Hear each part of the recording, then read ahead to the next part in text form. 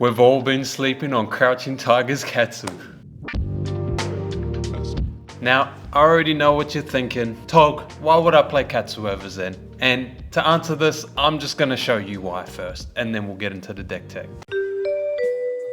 So here we are, up against a Zen. They lead off on turn 0 with a Descendant, so we just block, they Arsenal, and pass to us. Overall now is let me show you what I can do with these types of hands. I'm going to lead off with Roar of the Tiger and attack with the token it makes for 1. Of course the opponent isn't going to waste a block here, and even if they did, we would punish them. But no blocks from them, so we mold that token, so they end up taking 4 damage. We use the Katsu trigger to grab a Tiger Swipe, and the mole creates 2 more tigers and banish. We attack twice with those 2 tigers, then attack for 4 with the Tiger Swipe.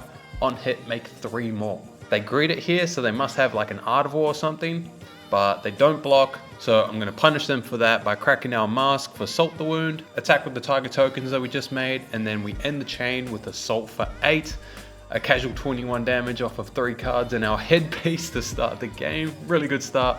We Arsenal and pass to them for their 6 card hand. Over on their turn, they go Blue Harmony of the Hunt, respond with Sacred Art. I got a massive life lead here, so I ain't blocking shit though. And then they Zen for a Tiger Swipe, so okay, I guess I will block that. But they're low-key popping off right now. They go levels for Go Again Draw. Starting to get a little bit scary here.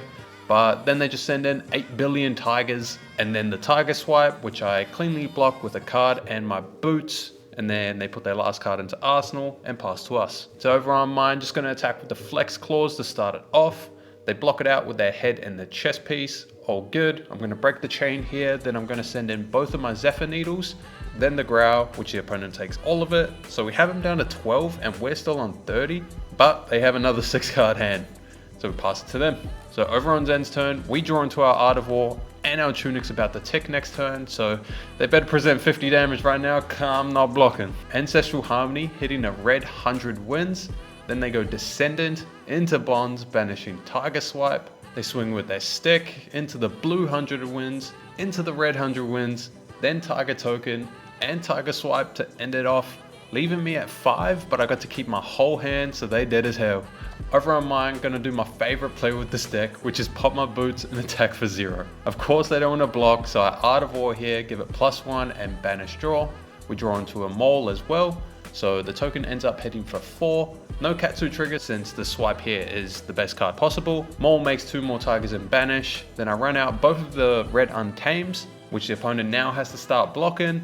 A Tunic for a Zephyr Needle, they block that as well. Then the tiger comes in for 4, putting them to 1 card in their hand while being on 1. And I got 2 more attacks, so easy finish. So there's a little something there. As you can see, this deck can race even against a Zen who had 2 6-card hands. So let's get into this deck tech. So I'm not sure if this was intentional by LSS, but Katsu is still probably the best Crouching Tiger hero out of all the ninjas. And that's thanks to all the Tiger tokens being able to carry that Katsu on-hit trigger. This gives us really strong, what I like to call bridge turns, or setting up to abuse our power turns with Art of War, Roar of the Tiger, and as you saw as well, just popping your Mask for Salt the Wound. I'm not gonna lie, honestly it feels like whenever you draw one of them, if you don't just win the game on the spot, you just get such a massive life lead from these cards in this deck that you feel like you're playing Zen, except you have a good matchup into Zen. The way I like to specifically use Roar as well is by simply using that Tiger in hand as my discard to my Katsu trigger. When you're able to do this, it's essentially the same as your Ancestral Harmonies whenever they hit the nuts. So really often I like to play my Roar of the Tiger, then pop my boots and attack for 1. If my opponent doesn't block that, I'll just Katsu trigger away the Tiger token, grab something like Chaser Tail, Tiger Swipe, any of these to essentially make that Roar of the Tiger that I played into a Chaser Tail, except I get to carry that anthem throughout this whole turn. But I have to say the biggest upgrade to this archetype is easily Mole. But a yellow 3-block attack react that forces Katsu triggers while making tigers at the same time, that also becomes a 1-card 5 on anthem turns, that is also a really easy way to close out games when opponents think they can just go to 1 or something. It's also an attack react, which is relevant against cards like Ren the Ledger and stuff. Like this card has, I don't even have to explain it, it's nuts. But another surprisingly strong addition is Rowdy Locals. So if you guys remember my Zen video, I was talking about Bond Zen was better than Bond's Katsu, simply because you play into all the disruptive matchups a lot better. with their fridge equipment. And so I still think that is true because our equipment's a lot less good at being able to block out on hits and disruption. So instead you got to disrupt them back with cards like CNC or these rowdy locals. And yeah, this card has been overperforming in all of those historically tougher matchups for Katsu. And it's hard to explain why. Instead, how about I just show you one of my games against an Azalea. So here we go, up against the Azalea. I'm going first, but I'm just gonna pass because I don't want to let them filter into a red in the ledger or a knock. And I also don't want to fuel their graveyard for Codex of Frailty. So we just pass it to them.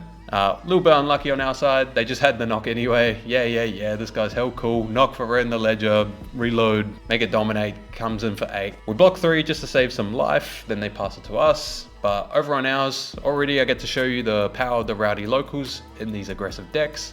Since I'm just going to throw this at them and hopefully it can disrupt their turn a little bit, and then that's going to give us a window to just blow them up. So we send the rowdy in. It gets buffed if they try to block it, so they have to double block it or give us equipment, which is really annoying on their side. So instead they just take it. We discard the concealed blade, they discard an infecting shot, over to them. So over on their turn, they send in a really big sleep dart for 8. We don't get many opportunities like this in these types of matchups. So we're just gonna take the 8 and try and use this window to deal as much damage as we can, even though we won't be able to activate Katsu. We're down to 27, they pass to us. Now, over to us, we're able to use a full 5 card hand here. So lead off with the Growl from Arsenal. They say no blocks. I'm gonna Ancestral it, and then we draw into an Art of War. Shoosh! Use the Tunic to play the Art of War, so we end up hitting them for 5. Next we throw a Biting Breeze for 4, making a Tiger. Next I'm going to double Needle to try and bait some blocks, which perfect, they fall for. Now I'm going to send in the Tiger, which they take, into the Tiger Swipe for 6. That's going to give me another Tiger, so I can send that into the 100 Winds as well. Then I'll pop the Mask for Salt the Wound, putting them all the way down to 7. So, like, it's not just Zen that can have these insane turns. This Crouching Tiger Katsu deck can also do it. And this is just an Art of War, no Katsu trigger, no nothing. Just an Art of War. We drew Art of War, that's it. But job's not finished, we pass it to them. So over to them, all the pressure's on them now. They have to red in the ledger us back to back to back to back to back. Otherwise, we're just gonna start stripping their hand every turn. They do some things. They send a Bolton Shot for 10 with Seek and Pre-Med on it, into Codex, blah, blah, blah. Take it all, I don't care. If there's no riddle, I'm not blocking. Off the Codex trigger, we put a Biting Breeze into our arsenal and we swap out this red Flex Claws. We take a bunch of damage. We're down to 14. They pass it to us. Over on my turn, I lead off with the Biting Breeze for 2, hoping they put a 2 block in front. Unlucky, they don't. They put a 3 block in front.